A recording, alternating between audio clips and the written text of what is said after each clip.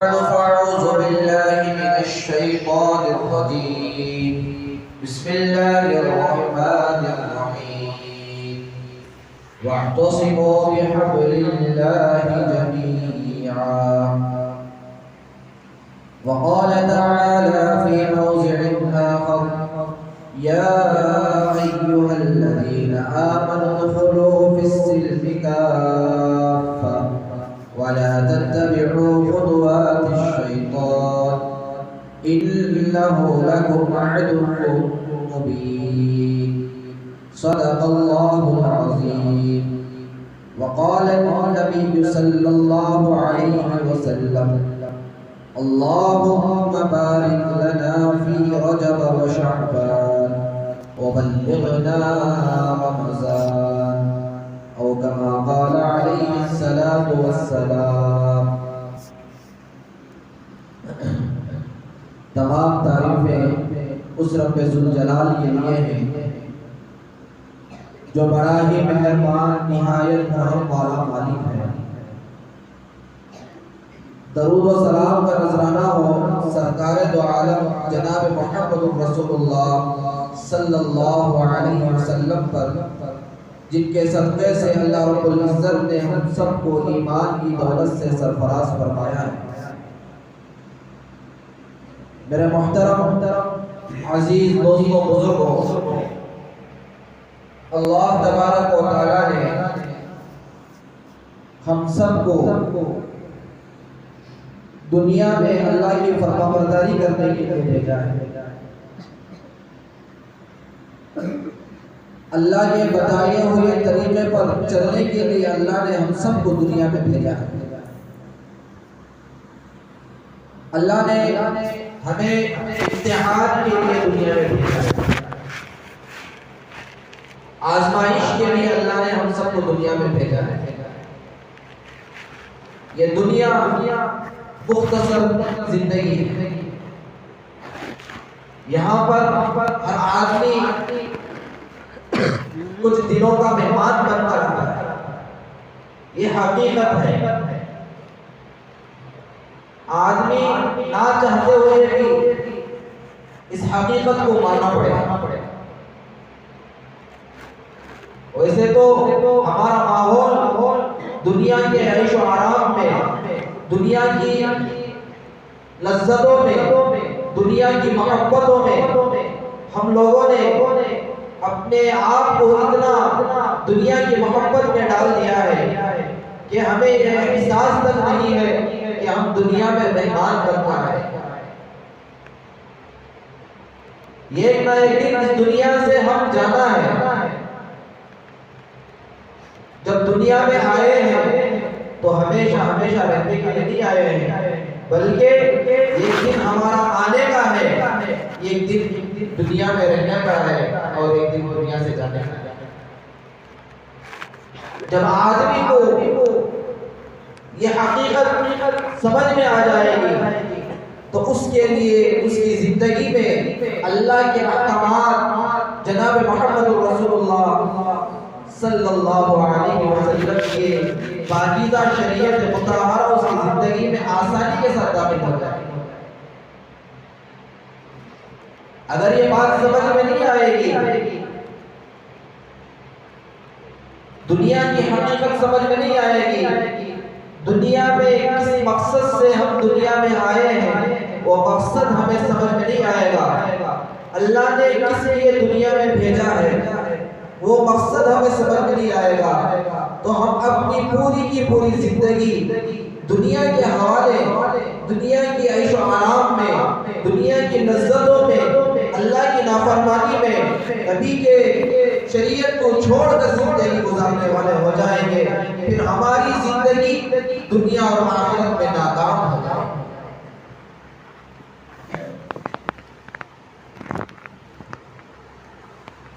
ہمیں سمجھنا چاہیے کہ ہم دنیا میں تیاری کرنے کے لیے آئے ہیں، اللہ کی فرمانبرداری کرنے کے لیے آئے ہیں، اللہ کے بتائے ہوئے طریقے پر چلنے کے لیے آئے ہیں۔ یہاں پر آزمائشیں آئیں گی، یہاں پر مصیبتیں آئیں گی، یہاں پر مختلف قسم کے حالات آئیں گے، لیکن مصیبتوں کو بھی برداشت کرتے ہوئے، حالات کو بھی برداشت کرتے ہوئے، بیماریوں کو بھی برداشت کرتے ہوئے ہم دین پر ثابت قدم رہیں گے، پریشانی میں بھی اللہ کو یاد کریں گے، مصیبت میں بھی اللہ کو یاد کریں گے، بیماری میں بھی اللہ کو یاد کریں گے، وہ یقین ہمارے دلوں کے اندر پیدا کرے گا۔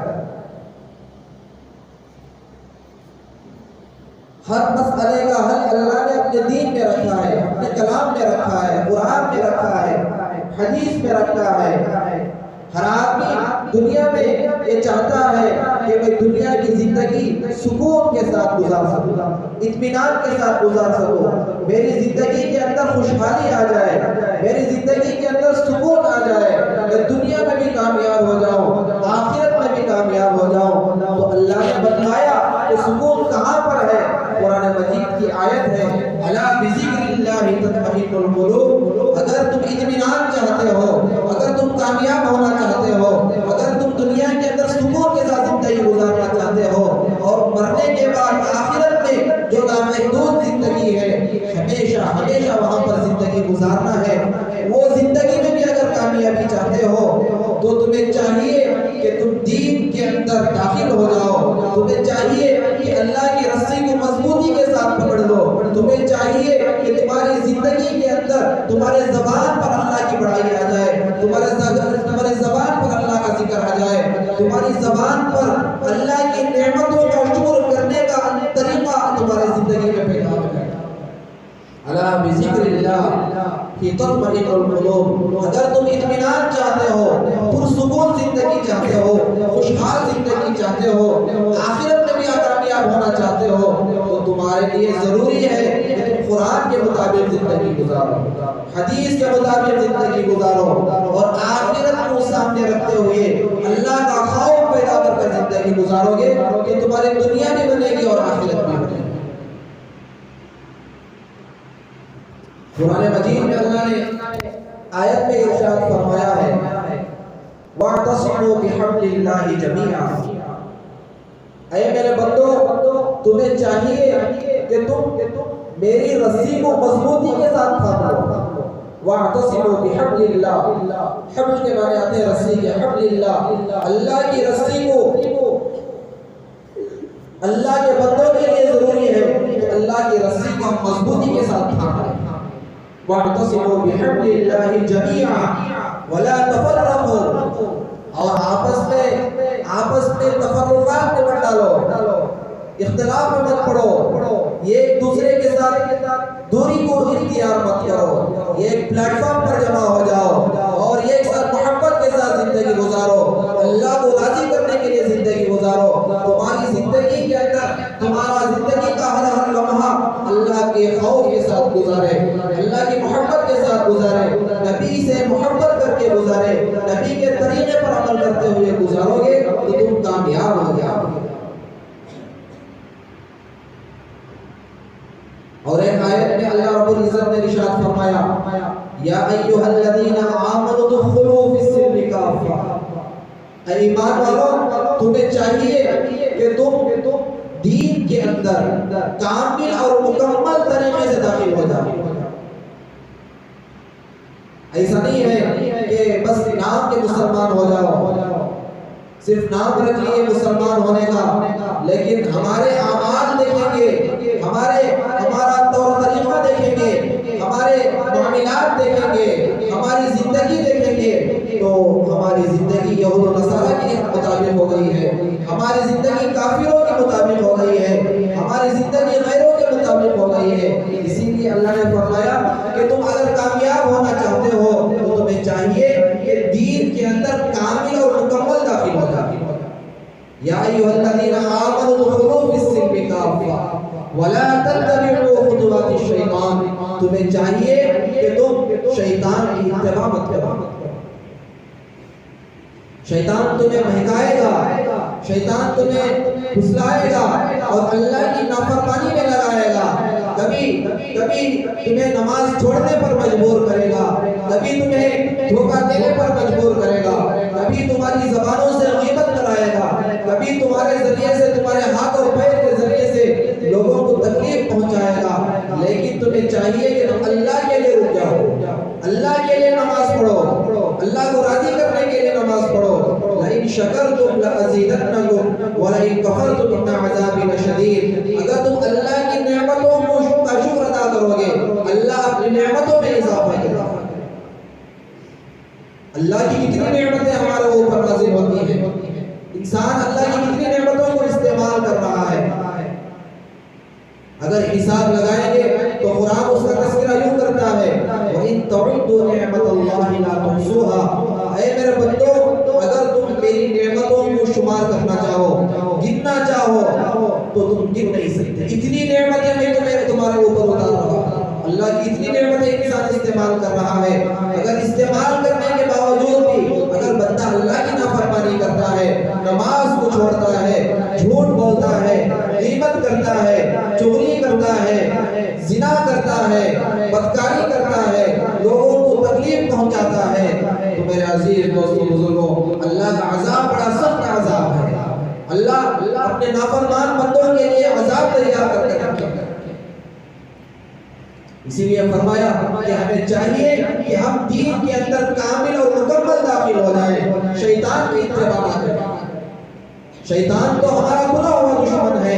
قرآن کریم نے صاف ارشاد فرمایا ان الشیطان لکم عدو مبین. شیطان ہمارا کھلا ہوا دشمن ہے. لیکن ہم لوگ شیطان کی اتباع کرتے ہوئے زندگی گزار رہے ہیں.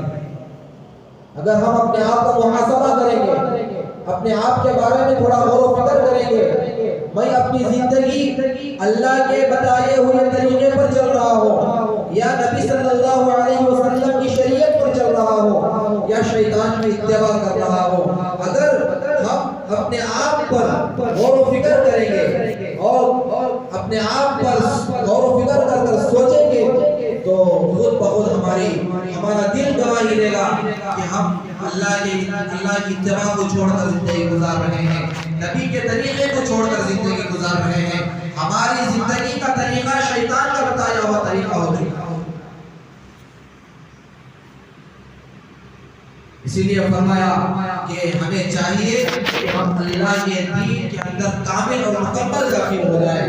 ہمیں چاہیے کہ ہم اللہ کی رسی کو مضبوطی کے ساتھ تھام لیں اور اتحاد اور اتفاق کے ساتھ کام کرنے والے بن جائیں.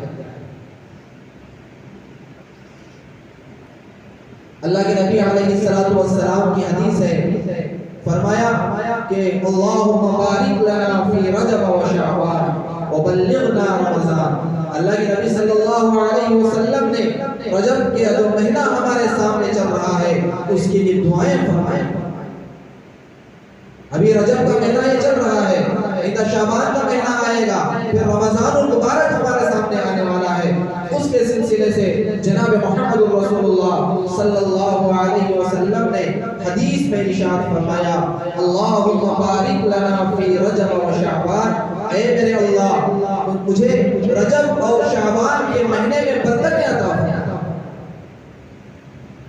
وبلغنا رمضان، اور رمضان المبارک کے ایام میں مجھے زندگی عطا فرما. اللہ کے نبی علیہ السلام نے ایک مقدس مہینوں کی عبادت کرنے کے لیے اور اس کی حرمت بتانے کے لیے بتایا کہ یہ مہینہ بڑا مبارک مہینہ ہے. اس مہینے کے اندر ہمیں چاہیے کہ ہم خوب اللہ کی عبادت کریں.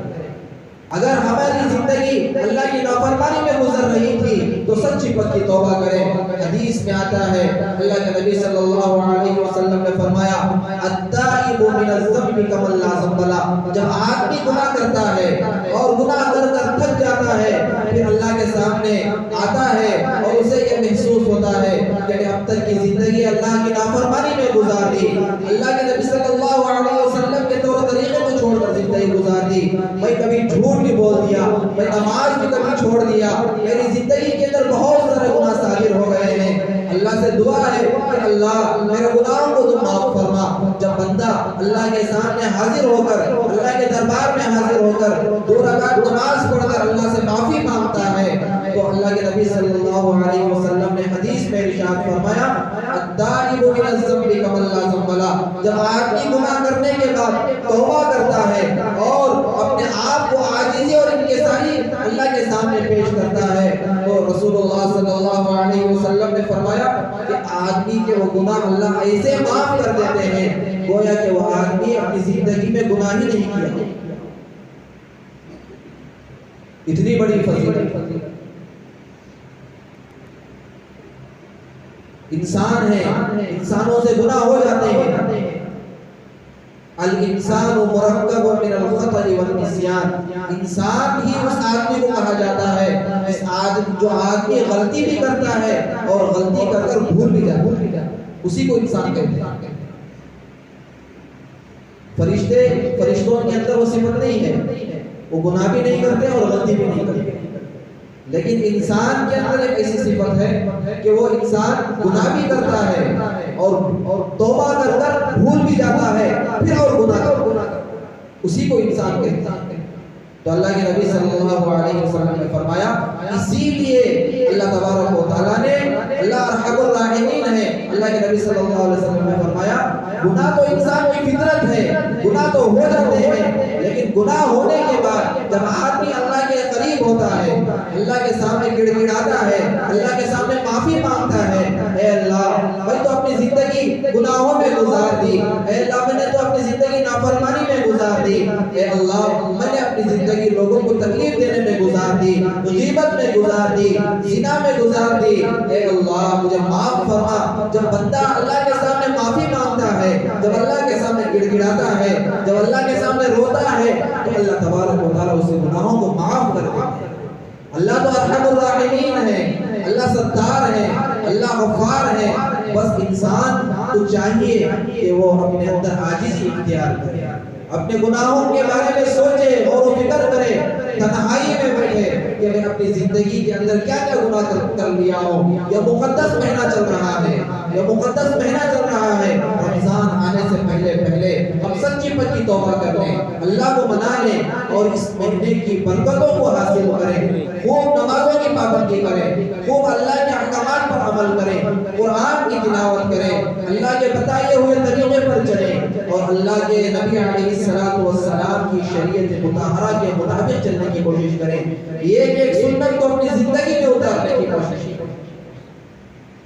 اللہ کے نبی صلی اللہ علیہ وسلم نے ارشاد فرمایا، حدیث میں آتا ہے، من احیا بسنتی عند فساد امتی فلہ اجر 100 شہید، جو آدمی میری یہ سنت کو زندگی میں اتارتا ہے، زندہ کرتا ہے، اللہ کے نبی علیہ السلام نے فرمایا کہ اس آدمی کو 100 شہیدوں کا ثواب دیتا ہے۔ اللہ اکبر۔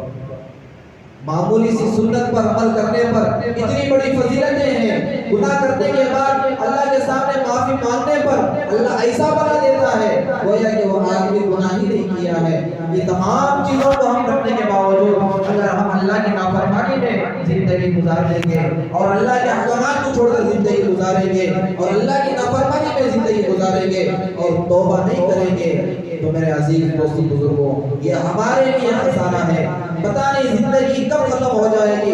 قرآن مجید میں اللہ نے ارشاد فرمایا، ان اجل اللہ اذا جاء لا یؤخر، جب موت کا وقت آئے گا تو نہ ایک سیکنڈ آگے ہوگا نہ ایک سیکنڈ پیچھے ہوگا۔ وقت مقررہ پر موت کا فرشتہ تمہارے سامنے حاضر ہو جائے گا اور حاضر ہونے کے بعد وہ فرشتے سے ہم یہ نہیں کہہ سکتے کہ ہمیں مہلت دے دو، ہمیں یہ مرتبہ موقع دے دو۔ ہم گناہوں سے معافی مانگ لیں گے، ہم اللہ سے معافی مانگ لیں گے، ہم اپنی زندگی نمازوں کی پابندی کے ساتھ زندگی گزاریں گے، اللہ کے احکامات کو اپنی زندگی میں اتاریں گے، تو وہ فرشتہ ہمیں اجازت نہیں دے گا، بلکہ وہ فرشتہ موت کو ہمارے سامنے کھڑا کرے گا اور ہماری زندگی کو ختم کر کے موت کا فرشتہ جسم سے جان نکال کر چلا جائے گا۔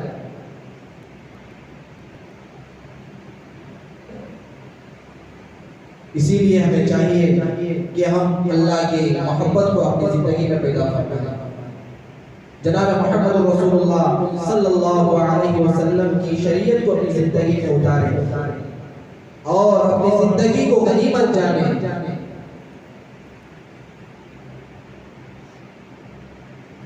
اللہ والوں کے واقعات آتے ہیں۔ ذنون مصری رحمت اللہ علیہ جو بہت بڑے اللہ والے گزرے ہیں، بہت بڑے اللہ والے ہیں، ان کے بارے میں واقعہ لکھا ہے کہ راستے میں گزر رہے ہیں، راستے میں جا رہے ہیں، حالانکہ ان کی زندگی اہل اللہ تھی، اللہ والے تھے، ان کی زندگی کے اندر قرآن تھا، ان کی زندگی کے اندر نبی کے طریقے تھے، شریعت تھی، نہ وہ کسی کو تکلیف دیتے تھے، نہ وہ نمازوں کو چھوڑتے تھے، نہ ان کی زندگی میں کوئی برائی تھی۔ راستے میں جا رہے ہیں، ان کے شاگرد کے ساتھ گزر رہے ہیں، یہ ایک بدمعاش آدمی، شریر سرکش آدمی ان اللہ والوں کو یہ کہتا ہے کہ ان اللہ والوں کا مذاق اڑاتا ہے اور یہ کہتا ہے کہ تم سے تو کتا بہتر ہے۔ اللہ تو وہ اللہ والے جو اہل اللہ تھے، اللہ سے محبت کرنے والے تھے، عاجزی تھی، انکساری تھی اور نبی کے اخلاق ان کی زندگی میں تھے، تو وہ بات سنتے راستے سے گزر جاتے، اسے کوئی جواب نہیں دیتے، اللہ تک نہیں کہتے۔ ان کا شاگرد بڑا تعجب ہوتا ہے اس کے شاگرد، پھر آگے تھوڑی دیر آگے بڑھتے ہیں تو پھر وہ شاگرد ان اللہ والوں سے ضرور مصری رحمت اللہ علیہ سے سوال کرتا ہے کہ حضرت آپ کی تو دنیا میں شہرت اتنی ہے، آپ تو اللہ والے ہیں، آپ کو تو لوگ مانتے ہیں، لیکن وہ آدمی آپ کو گالی دے رہا تھا، وہ آدمی آپ کو بدتمیزی کے ساتھ پیش آ رہا تھا اور یہ کہہ رہا تھا کہ آپ سے تو کتا بہتر ہے، لیکن آپ نے تو کوئی جواب نہیں دیا بلکہ خاموشی کے ساتھ گزر گئے۔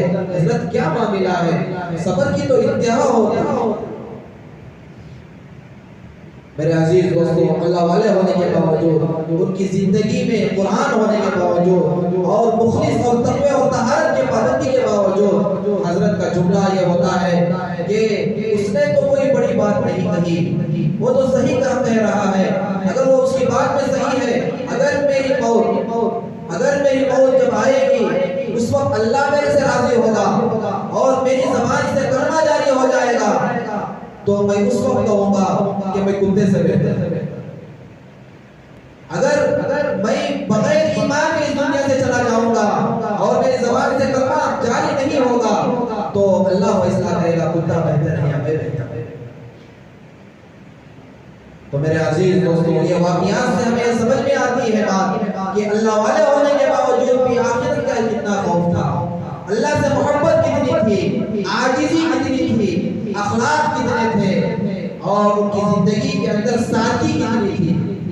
آج ہمارے معاشرے میں، آج ہمارے لوگوں کی زندگیوں میں گناہ کر رہے ہیں، اس کے باوجود بھی کبھی شرمندگی نہیں ہوتی، کبھی توبہ کرنے کی توفیق نہیں ہوتی، کبھی اللہ کے سامنے بیٹھ کر اپنے آنکھوں سے دو قطرے گرانے کی توفیق نہیں ہوتی، اللہ سے معافی کرنے کی توفیق۔ ماحول تو ایسا ہو گیا ہے کہ گناہ کرتے ہیں اور لوگوں کے سامنے آ کر اس گناہ کو پیش کرتے ہیں کہ میں نے فلاں گناہ کر لیا، کوئی مجھے پکڑنے والا نہیں۔ قیامت کے دن پتہ چلے گا فَمَن يَعْمَلْ مِثْقَالَ ذَرَّةٍ خَيْرًا يَرَهُ، اگر کوئی آدمی راگی کے دانے کے برابر بھی اگر نیک عمل کرتا ہے، قیامت کے دن اللہ تبارک و تعالیٰ تمام لوگوں کے سامنے اس کی نیکی کو ظاہر کرے گا۔ اگر کوئی آدمی فَمَن يَعْمَلْ مِثْقَالَ ذَرَّةٍ شَرًّا يَرَهُ، اگر کوئی آدمی برے کام کر کر زندگی گزار کر اللہ کے پاس آتا ہے تو اللہ تبارک و تعالیٰ اس کی برائی، اس کے گناہ کو تمام لوگوں کے سامنے ظاہر کرے۔ اس وقت آدمی یہ سوچے گا کہ میں دنیا میں جس طریقے سے لوگوں کو دھوکہ دے دیا، جھوٹ بول کر کامیاب ہو گیا، قیامت کے دن بھی اپنی زبان سے میں اللہ سے یہ کہہ لوں گا کہ اللہ میں تو یہ کام نہیں کیا، تو اس وقت اللہ قیامت کے دن اس کی زبان کو تالا ڈال دے گا، زبان کے اندر بولنے کی صلاحیت کو ختم کر دیں گے، بولنے کی طاقت کو ختم کر دیں گے، اس کی آنکھ بولنے لگے گی کہ میں نے اپنی آنکھوں سے کیا گناہ کیا،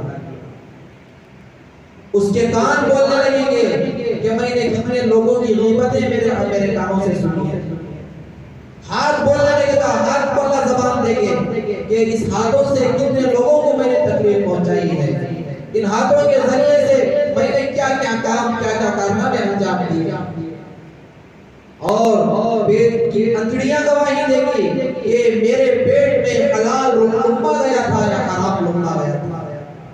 سب گواہی دینا شروع کر دیں گے. اس وقت آدمی ہکا بکا رہ جائے گا اور پورے اس کے اعمال ظاہر ہو جائیں گے. دنیا کا تو دستور ہے آدمی تو اچھے طریقے سے گھومتا پھرتا ہے نظر لیکن اس کی اندرونی زندگی اس کے علاوہ کسی کو معلوم نہیں ہوتی. اگر اس کی اندرونی زندگی اگر ظاہر ہو جائے گی تو میرے عزیز دوستوں وہ آدمی شرمندگی کی وجہ سے دنیا میں چلنا پھرنا چھوڑ دے. یہ تو آدمی کو بھی اگر ہماری اندر کی زندگی اگر ظاہر ہو کر معلوم ہو جائے تو آدمی شرمندگی کی وجہ سے اپنا چہرہ نہیں دکھاتا. لیکن قیامت کا دن ایسا عالم ہوگا کہ حضرت آدم علیہ السلام سے لے کر قیامت تک آنے والے لوگ وہاں پر موجود ہوں گے اور اس جگہ پر سب سے بڑی ہستی جناب محمد رسول اللہ صلی اللہ علیہ وسلم تشریف فرمائے ہوں گے. جو بھی ہم اعمال کریں گے وہ ان کے سامنے ظاہر ہوں گے.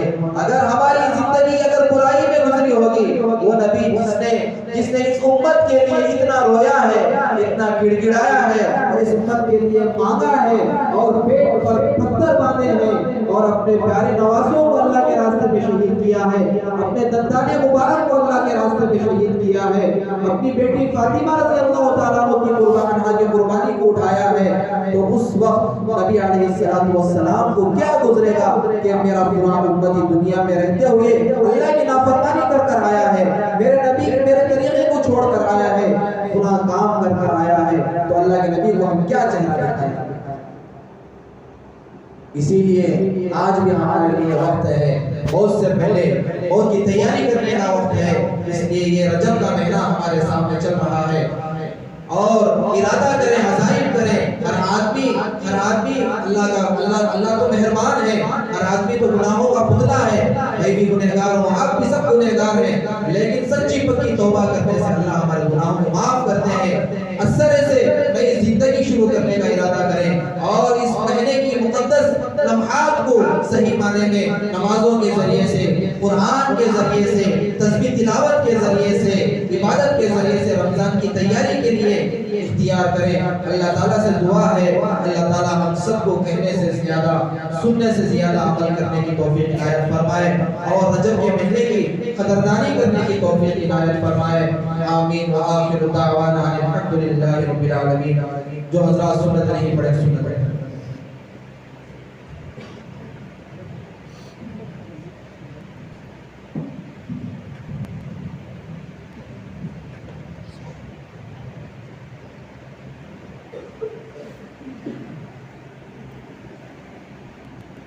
Thank you.